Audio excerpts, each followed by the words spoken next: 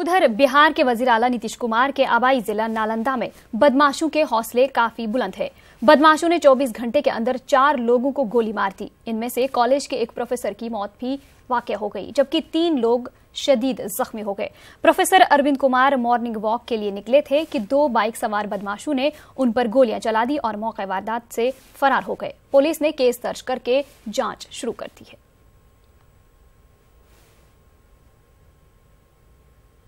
उड़ीसा के धंकल में 7 हाथियों के मौत मामले में आज उड़ीसा हुकूमत ने सख्त कार्रवाई की है। उड़ीसा सरकार ने कई मुलाजिमों को मुअत्तल कर दिया है। उड़ीसा सरकार ने 6 मुलाजिम और सेंट्रल इलेक्ट्रिसिटी सप्लाई यूटिलिटी के एक जूनियर इंजीनियर को भी बरतरफ कर दिया है। वहीं महकमे जंगलात ने रेंजर अफसर समेत 3 मुलाजिमों को भी मुअत्तल कर दिया है। वाज़ेह है कि कल उड़ीसा में 13 हाथी एक बिजली की तार की जद में आ गए थे, जिनमें से 7 हाथियों की मौत हो गई थी।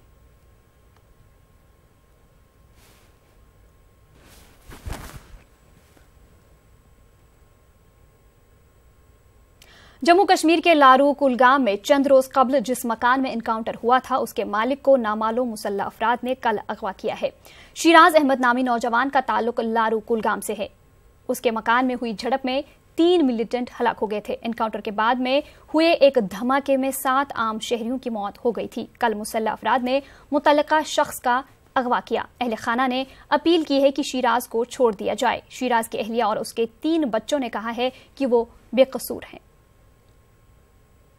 मेहरबानी करित निमो एजेंसी न्यू तिमन एजेंसी चस बे अपील करन यत्रायतन यालो अच्छे बे कसूर अच्छन के है मैं चपाचे त्रेयम तिस यासन में चुन के हैं लाल सख्त त्राइन हाजी या काम अस्त पाइजत कश्मीर अस्त पाइ यमन क्या राव अच्छन के खुदा से मैं चस बे मैं अपील करन मेहरबानी करित मैं यत्रायतन खानदार अच्छे बे कसूर में चमोसुम बचे त्रे। जम्मू कश्मीर के गुलमर्ग के बूटा पथरी में महकमे जंगलात ने भारी तादाद में जंगलात की कीमती लकड़ी बरामद की है। यह कीमती लकड़ी घने जंगलों में कायम एक आस्थान के सहन में छुपाई गई थी।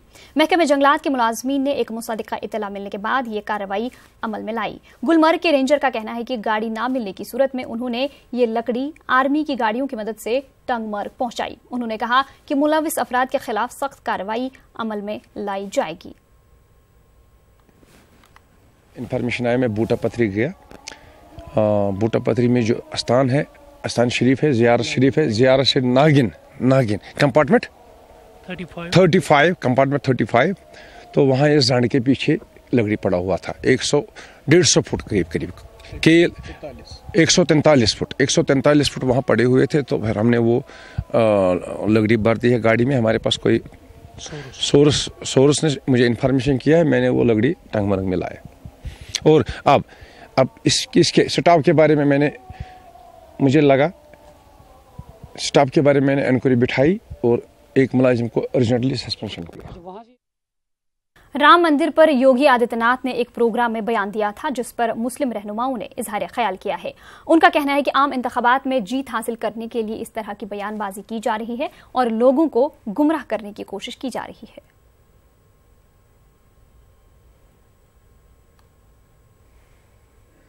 किसी को भी सुप्रीम कोर्ट के मामले में मुदाखलत नहीं करनी चाहिए।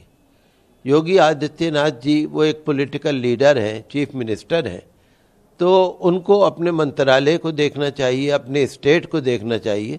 सुप्रीम कोर्ट को डायरेक्शन नहीं देनी चाहिए। बहरहाल पहले ही से सुप्रीम कोर्ट बहुत ही ज़्यादा इस मामले में एक्टिव है। बहुत ही सिंसियरली सुप्रीम कोर्ट में सुनवाई हो रही है, बेंच बन चुकी है और कोई कहे या न कहे सुप्रीम कोर्ट तो फैसला देने वाला है। लिहाजा राजनीतिक लोगों को जुडिशरी के मामलों से दूर रहना चाहिए। एक बड़े ही ऊंचे पद पर फाइज एक शख्सियत है जो हमारे सूबे का मुख्यमंत्री हो और वो इस तरीके का बयान दे और सुप्रीम कोर्ट को क्या साबित करना चाहे, मेरे समझ से परे है।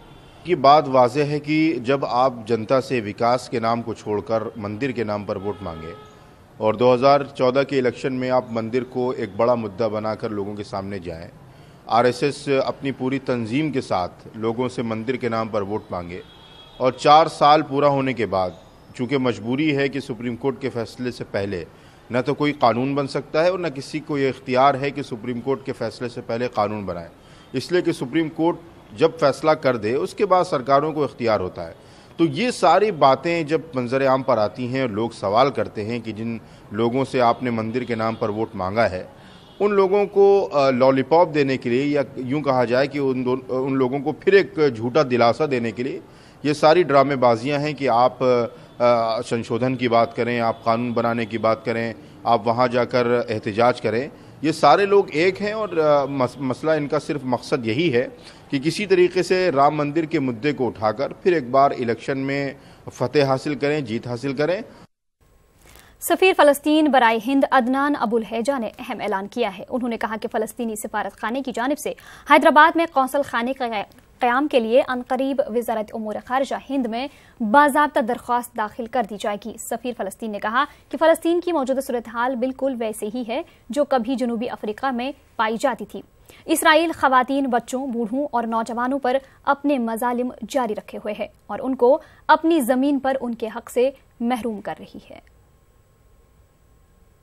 The truth, we did not ask the government of India because we should ask MEA that we want to open a consulate in Hyderabad.